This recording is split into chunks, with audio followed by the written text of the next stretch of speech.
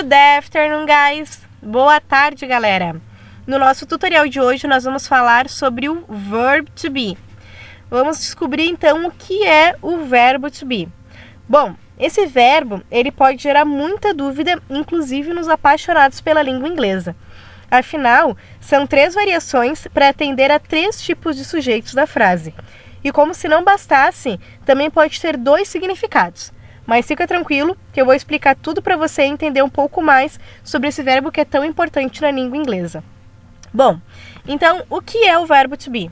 Como eu falei anteriormente, o verbo to be, ele significa ser e estar.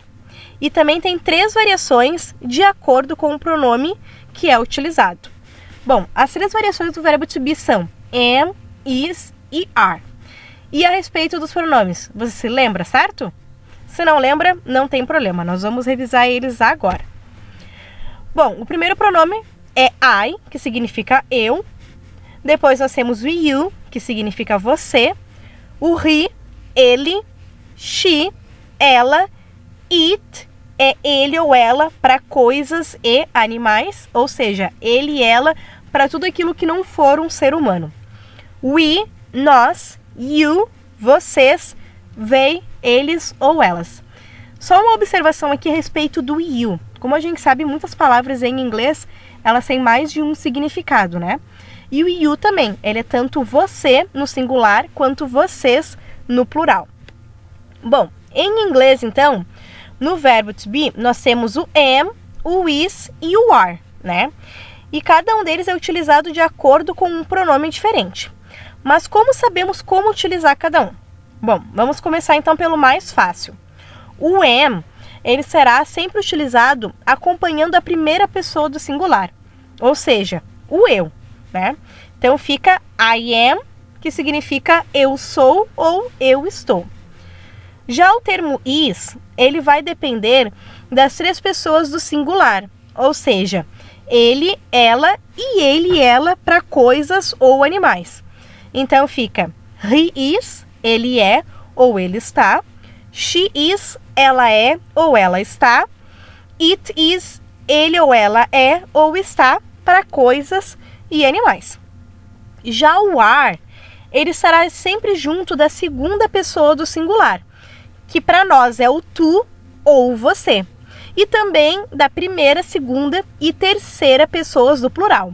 Nós, vós, eles ou elas. Então fica you are, você é ou você está. We are, nós somos ou nós estamos. You are, vocês são ou vocês estão. E por último, they are, eles ou elas são ou estão. Bom, agora que a gente já sabe como usar o verbo to be com cada pronome, vamos aprender a construir frases com ele, certo? Então aqui, em relação à forma afirmativa, qual é a nossa fórmula então?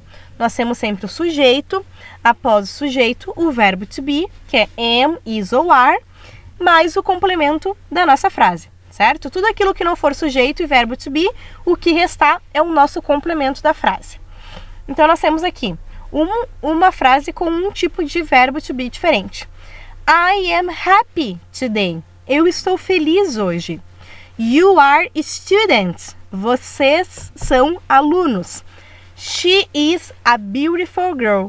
Ela é uma linda garota. Então aqui eu coloquei um exemplo, né, com um verbo to be diferente em cada uma das frases. Então essa aqui é a estrutura das nossas frases na forma afirmativa. Já na forma negativa, a estrutura continua sendo a mesma, porém nós temos que acrescentar a partícula do not, logo após o nosso verbo to be. Então a gente continua tendo sujeito, após o sujeito o verbo to be, após o verbo to be o not, e por último o complemento. Então as nossas frases ficam I am not happy today. Eu não estou feliz hoje. You are not students. Vocês não são alunos. She is not a beautiful girl. Ela não é uma linda garota. Mas nós também podemos fazer contrações, ou seja, nós podemos juntar o nosso verbo to be com a partícula do not. E aqui no cantinho da tela, se a gente for observar na parte azul, nós temos os nossos tipos de contrações. nós podemos contrair o am not, o is not e o are not. A contração do am not, ela foge um pouquinho da regra. Eu não posso juntar o am juntamente com o not. Eu só posso contrair o meu verbo to be com o meu sujeito. Então, a contração correta fica I'm not. Já o is not, eu posso contrair os dois, juntando fica isn't. E o are not, também juntando, contraindo, fica aren't.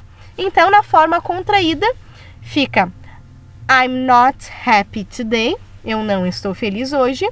You aren't students. Vocês não são estudantes. She isn't a beautiful girl. Ela não é uma linda garota. Então, aqui nós temos a nossa forma negativa com o uso do verbo to be. E por último, então, nós temos a nossa forma interrogativa. Como que nós fazemos perguntas com o verbo to be?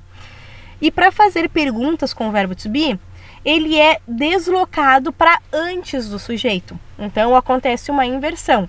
Geralmente, tanto nas frases afirmativas quanto negativas, eu sempre começo a minha frase com o sujeito. Já para fazer perguntas, isso é invertido. O meu verbo to be passa para antes do sujeito. Então, a minha frase vai começar com o verbo to be. Após o verbo to be, eu vou ter o meu sujeito. E após o sujeito, o complemento da minha frase. Então, as minhas frases ficam: Am I happy today? Eu estou feliz hoje?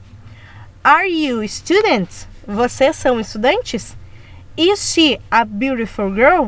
Ela é uma linda garota? Então tá, galerinha, espero que vocês tenham aproveitado e curtido as dicas de hoje do nosso verbo to be.